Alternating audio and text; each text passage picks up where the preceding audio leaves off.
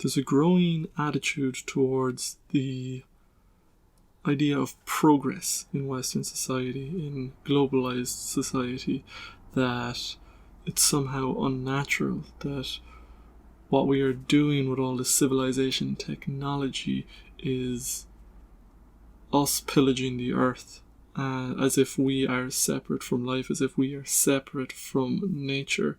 And this has become obviously through the medium of global warming and seeing how we've completely transformed ecosystems by building cities that sprawl, and we've dominated the agricultural system with our pesticides. So we've completely transformed the world and filled the oceans with plastic. So we're having all sorts of implications. And so there's the development of this idea that humans are toxic, that we are a sort of virus on the planet, that we are something that's destroying nature. And I'd like to balance that attitude today by talking a little bit about what I call the dandelion seed humanity. And yeah, so let's just jump right in with that. So what are we talking about here? The dandelion seed. It's a classic image in my mind of the dandelion seed with its little hook, and it's drifting on the wind, and it drifts for miles and miles. Reminds me of there was a tree in South America that sent a seed all the way over the Atlantic and grew a tree in Africa. And I think that this is one way of viewing humanity, that life loves to spread itself. Nature loves to try out many different niches, and nature doesn't really care about the individual. So nature is always looking to recreate new species, and that's why the individual is generally expendable, because if you look at evolution, if one individual stays around for much longer, then they're removing resources from the rest of the group and from the ongoing development of the species as a whole, which is about keeping competition, keeping life reactive and alive and constantly growing. So how do humans fit into this project? How could you see technology, cities, our transformation of the ecosystem and everything that seems to be unnatural about us? How could we couch that in an image which integrates humanity into a greater sphere of nature, reconnects us back to our roots in life and nature? And I think that the dandelion seed is a great image.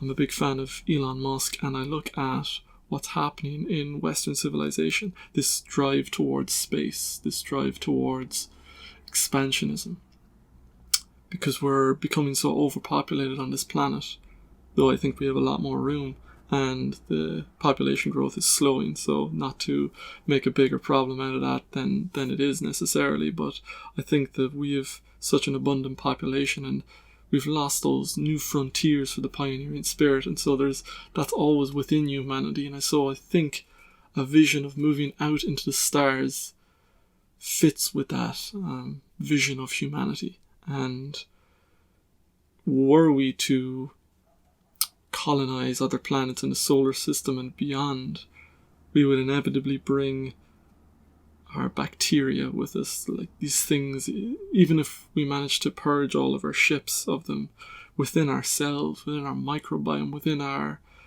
every cell of us, there is foreign life forms living.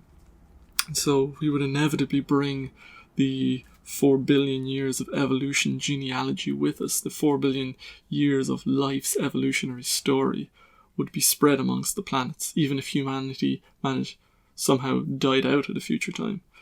And so I think that this is an interesting way of looking at humanity, as the dandelion seed of life on Earth, as, yes, not just we're currently decimating so much of life on Earth, but we see that life, in seeking out new niches, often destroys many others, or she embraces that as an opportunity. So you could look at the asteroid hitting the Earth 65 million years ago, wiping out the dinosaurs, and opening up so many niches for new species to evolve into. And perhaps that was what paved the way for the mammalian hegemony of the evolutionary platform. And so to look to the stars, it gives a meaning back to humanity. It gives us a role within the game of life, within the tree of life, that facilitates the growth of life, that sees the positive creative aspect of what we're doing, and not just the destructive, manipulative, and just consuming attitude that we see now, especially common in more educated people. That once you've learned about global warming, it becomes almost a damnation of humanity. And this isn't to move away from that. We have to accept what we're doing to the planet and try to mitigate that as much as possible, but also to see that there is a positive side, and that it's not just an unnatural trend, but it's that seed crossing the Atlantic and finding new grounds for it to take hold in. It's the dandelion seed travelling across space to pollinate new planets and new worlds. And it's not just humanity. This isn't just a human-centric thing. This is life on Earth as a whole moving out into the apparently barren universe and populating it with new life. So I think that this is an important thing, again, to balance not just the destructive but the creative, and always to see that humanity has a positive side as well as a negative side, and that even all this progress, often we just look towards, maybe we need to get back to a simpler life, maybe we need to go back to being hunter-gatherers or just living in smaller communes, and no doubt that would help with global warming. But is there something that's happening? I've heard people compare humanity to an anthill,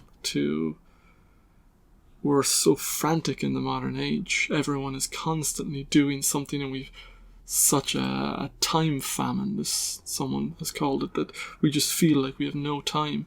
And so it's this interesting idea of, what if there's something moving through us? What if there's a spirit that is using humanity rather than the other way around? And so it's an energy that's moving humanity towards this greater goal, which is the goal of life, which is the goal of nature underpinning us and moving through us, which we are unconscious of. And it drives us towards expansion into the stars and beyond. And what if humanity has a positive role, has the role of an ambassador for life on Earth, as the harbinger of life on Earth? And I think that that's a very positive vision, and a balancing vision.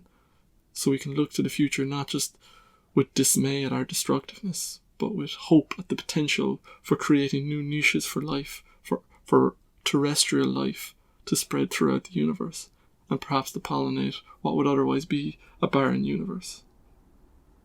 That's my thought for the day. I hope you enjoyed it.